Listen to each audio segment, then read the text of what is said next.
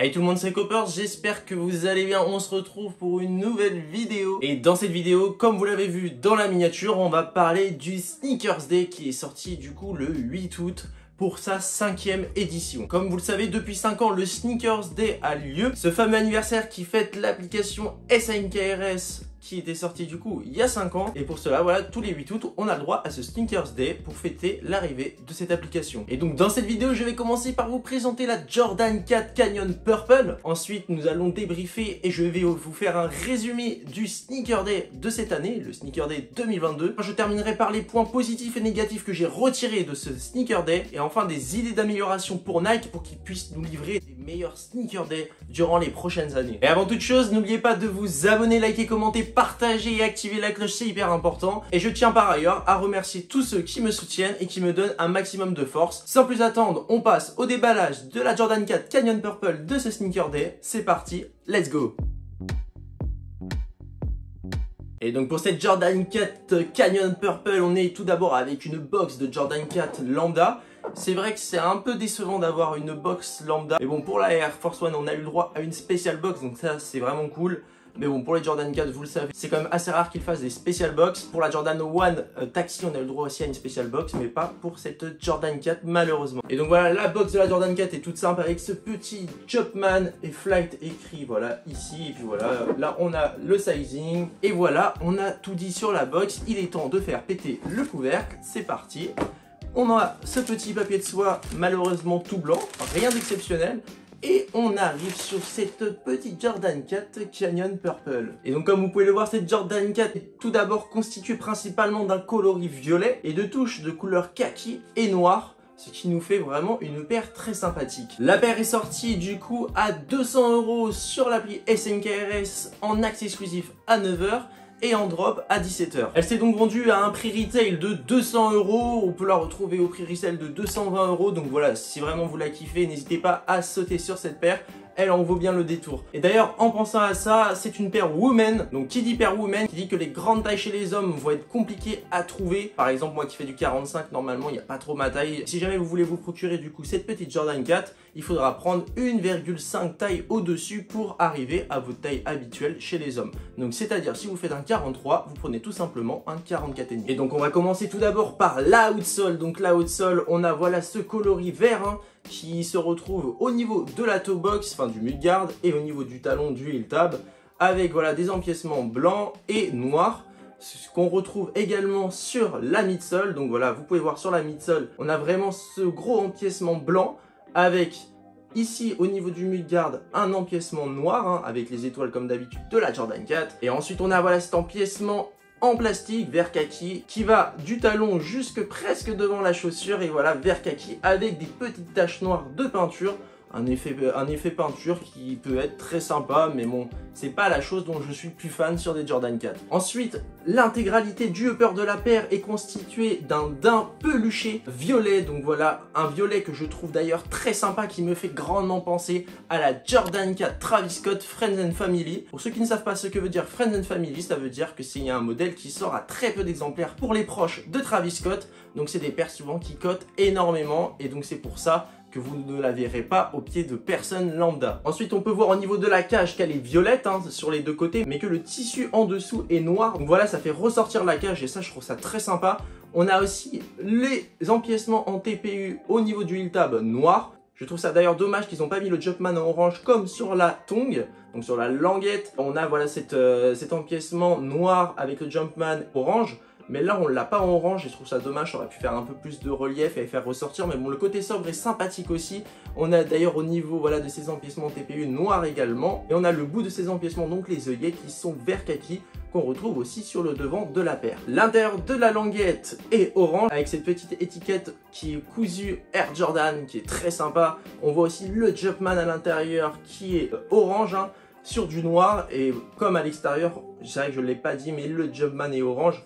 Donc c'est vrai que ça fait des petites touches de couleur qui ressortent vraiment bien. Enfin, la doublure intérieure de la paire est d'un violet satiné, donc ça c'est très sympa. On a également des extra laces noirs qui sont fournis avec la paire, et donc ça fait toujours plaisir. Et je pense d'ailleurs que les lacets noirs pourraient faire du contraste sur tout ce violet, et je pense que ça peut être plus sympa de mettre les noirs sur cette Canyon Purple. Mon avis sur cette paire est qu'elle est quand même vraiment sympa, elle reste jolie. Voilà, c'est pas pour moi le plus gros banger qu'ils ont pu sortir en Jordan 4, loin de là. Mais pour un coloris purple, je la trouve vraiment jolie. Et même, j'ai envie de dire sublime.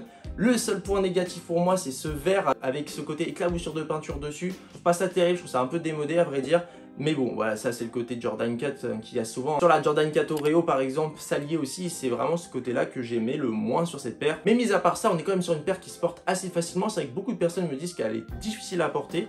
Et bien franchement les gars, moi je vais vous conseiller de porter ça avec un pantalon crème pour couper cette couleur, ou bien un pantalon noir hein, pour rester dans le sobre, avec voilà un t-shirt vert comme ça pour matcher par exemple voilà avec le vert. Ou bien vous pouvez prendre un t-shirt blanc, un t-shirt noir ou même un t-shirt violet pour matcher avec la paire et ça sera parfait. Et voilà, c'est terminé pour la présentation de cette Jordan 4, j'espère que vous avez kiffé. On va passer maintenant au résumé du Sneaker Day, c'est parti, let's go. Et donc voilà, comme je vous l'ai expliqué en début de vidéo, on a le droit à un Sneaker Day tous les 8 août maintenant. Donc voilà, l'année dernière, on avait droit à un autre Sneaker Day, à un autre événement. Cette année, l'événement a commencé à 13 h pour terminer à 19 h 30. Donc voilà, ça a duré quand même vraiment toute la journée. Ça, c'est un côté positif. À 9 h, on a eu droit à un accès exclusif sur la Jordan 4 Canyon Purple, celle que je viens de vous présenter. Il fallait tout simplement se rendre sur l'image qui était sur l'application SNKRS, cliquer sur l'image, gratter la petite Jordan 4 en bas et on pouvait découvrir enfin la petite Jordan 4 Canyon Purple avec ce petit accès exclusif dessus qui était très sympathique dès 9 h. Et on s'est dit waouh, on commence le Sneaker Day très bien, on était content, mais malheureusement notre enthousiasme est vite redescendu. Et donc on a eu le droit à un premier live qui a eu lieu à 13 h avec des interviews, des sondages. Donc voilà, les sondages qui sont toujours aussi catastrophiques et bancals. Je tiens à le dire, hein, je vois pas trop l'intérêt de ces sondages. Il y en a 1 sur 10 qui est pertinent, mais le reste et éclaté au sol, on peut se le dire. Concernant les interviews, c'était pas très intéressant comme d'habitude. Voilà, on avait des interviews à Londres, à Berlin et le meilleur pour la fin quand même Paris, ça fait toujours plaisir. Et à la fin de ce petit live, on a eu le droit à l'apparition de la Air Force One Sneaker Day. Donc voilà, qui est blanche et marron, que je trouve d'ailleurs sublime, hein. C'est une paire magnifique. Pour le coup, elle a été travaillée, ça fait plaisir de voir une paire comme ça, même la box. Malheureusement, ces matériaux sont trop fragiles à mon goût et c'est pas une paire que j'irai me procurer car elle va très mal vieillir selon moi si vous la roquez. Et j'achète pas des paires pour les garder en stock. Donc voilà, c'est une paire que j'ai décidé de ne pas me procurer. Ensuite, à 15 h, on a eu le droit à un second live sur les Air Max One. Donc on a eu le droit de voir des collectionneurs de Air Max One nous présenter les paires. Ce qui a été quand même assez sympathique, hein. Voilà, ça a duré 1 heure, moi j'ai trouvé ça vraiment trop long. Mais le côté voilà passionné qui nous montre leur paire de sneakers, ça c'était avec grand plaisir. Et le gagnant a eu le droit à sa petite Air Max One Yellow. Et puis nous on a eu l'accès du coup à 16 h. Une Air Max One que je trouve sympathique mais vraiment sans plus. C'est un jaune trop pétant que je ne porte pas. Je ne serais jamais retourné sur cette paire dans tous les cas. Donc on passe à la suite. Et donc à 17 h, on a eu droit au 3e live concernant du coup maintenant la Jordan 4 Canyon Purple. Voilà, ils ont fait le drop du coup à la fin de ce live via une sneaker scam.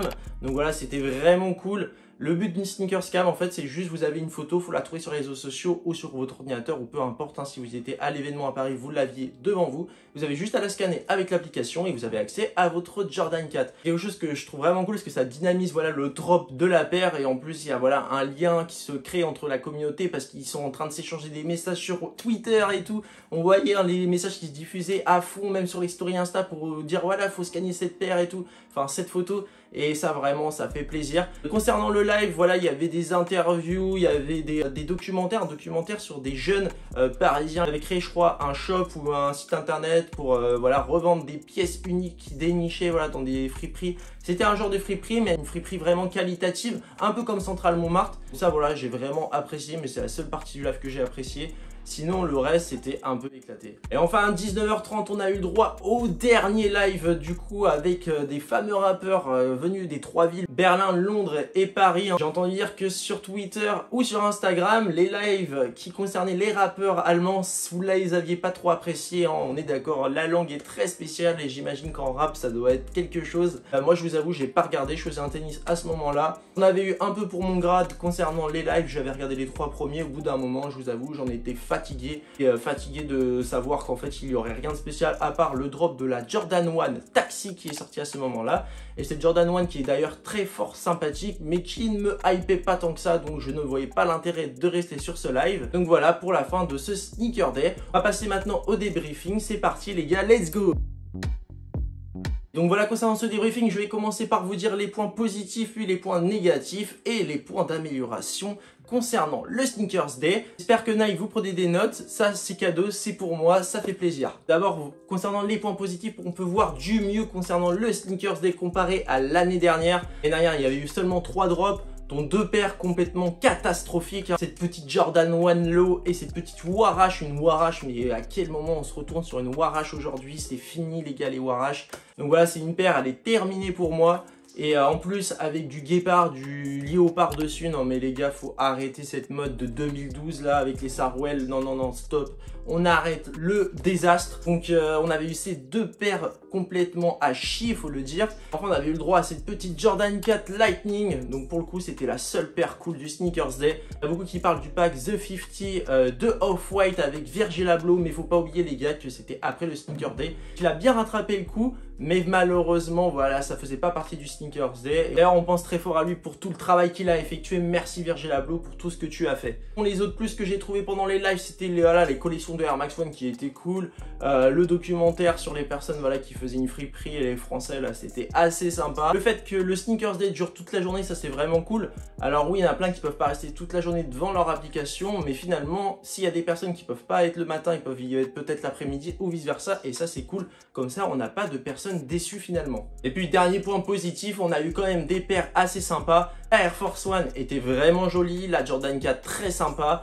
On a eu la Jordan 1 aussi très sympa. Après bon, la Air Max 1 je suis pas fan mais ça va. On est sur un ensemble de paires assez cool, banger en vue, mais on est sur des paires quand même largement rockables. Ok, je viens d'inventer un mot en live. Et à vous retenir, rockable, on garde ça en tête. Donc maintenant, on va passer au point négatif. Comme vous en doutez, il y en a beaucoup plus. Le premier, c'est qu'il n'y a eu vraiment aucune paire vraiment folle. Il n'y a pas eu un banger qui a mis tout le monde d'accord. Finalement, la Jordan 4 Canyon Purple, il y en a plein qui ne l'aimaient pas, d'autres qui l'adorent. Pour la Air Force One, c'est pareil, mais on n'a pas eu vraiment une paire qui a mis toute la communauté d'accord. Également, il n'y avait pas assez de paires, il n'y a eu aucun restock. Là, pour être honnête, moi je connais le Sneakers Day depuis 2 ans et j'ai vraiment eu des Sneakers Day éclatés au sol les gars.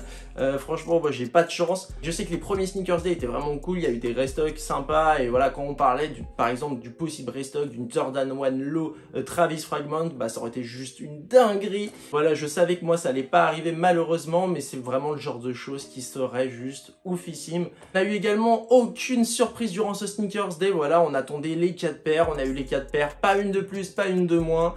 Donc aucune surprise et ça concernant un Sneakers Day je ne trouve pas ça normal. On doit garder cet effet de surprise pour le consommateur. Il y a le côté émotion et quand on est dans le marketing, moi qui étudie dans le marketing je sais que l'effet de surprise a un effet bénéfique sur le consommateur. Et là, Nike, ils y sont pas du tout. Le côté marketing, je pense que je vais leur donner des cours. Également, concernant les lives, voilà, ils étaient interminables. On s'ennuie la plupart du temps. Il n'y a presque rien d'intéressant pour la plupart des gens. En plus de ça, ils sont pas traduits en français. Les personnes qui ne comprennent pas ou qui ne parlent pas l'anglais, c'est très compliqué pour eux. Pour être honnête avec vous, mais moi qui ai un bon niveau en anglais, voilà, je me suis réellement ennuyé et je trouvais pas ça intéressant. Donc finalement, ce Sneakers Day n'est pas une réussite. Sans compter leurs nombreux sondages bateaux, voilà, il y a toujours une question sur 10 qui est pertinente. L'événement se trouve que dans les grandes capitales comme Paris. Ne vous inquiétez pas, si vous n'étiez pas présent sur place, vous n'avez rien loupé. Donc maintenant, on va passer au point d'amélioration en commençant par déjà le premier point le plus important pour moi aujourd'hui d'un Sneakers Day. Qu'est-ce que j'attends? C'est plus de paires, des restocks de paires hype, des bangers que tout le monde veut. On veut des paires plus travaillées. Par la Air Force One, je trouve pas que les autres étaient très travaillées. On veut des collabs, des choses voilà hyper enthousiastes. Et là, c'est pas le cas cette année encore une fois, comme l'année dernière.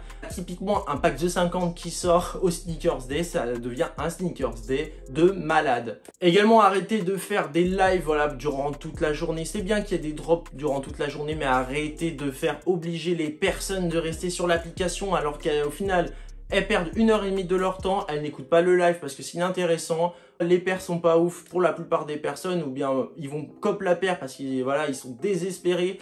Mais voilà, je trouve pas ça ouf. Je préférais déjà avoir juste un live, mais un live hyper intéressant où on peut voir des designers, comment ils designent les chaussures, les histoires de certaines paires, voilà, des lives hyper travaillés avec des sondages comme ils font, mais beaucoup plus pertinents, hyper interactifs avec la communauté, où on pourrait discuter ensemble, voter, je sais pas.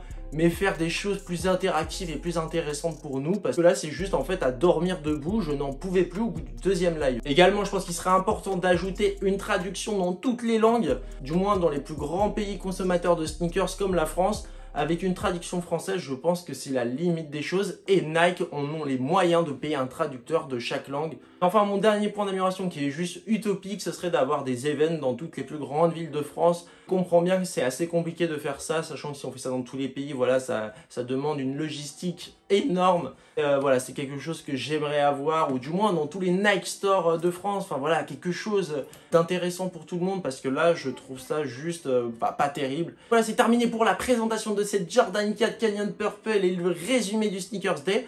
J'espère que ça vous aura plu. N'hésitez pas à me dire les gars dans les commentaires ce que vous en avez pensé de ce Sneakers Day. Dites-moi si vous êtes d'accord avec mes points d'amélioration, mes points négatifs ou positifs concernant la paire, la Jordan 4. Voilà les gars, je vous attends dans les commentaires comme d'habitude. N'oubliez pas de vous abonner, de liker, commenter, partager et activer la cloche. J'espère que vous avez passé un bon moment avec moi. Moi sur ce, je vous souhaite une bonne fin de semaine. Profitez bien des vacances si vous êtes en vacances les gars. On se retrouve très vite. Ciao ciao la team.